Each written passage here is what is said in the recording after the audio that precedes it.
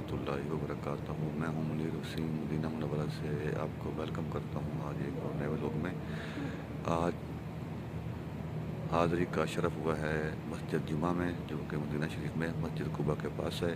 इस मस्जिद में मेरे आका करीम हज़रत मोहम्मद सल्लल्लाहु अलैहि वसल्लम आपने नमाज जुमा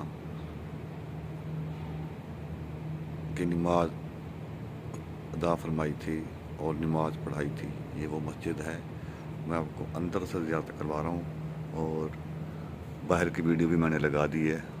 आपको उम्मीद करता हूँ कि बहुत ही प्यारी और अच्छी लगेगी।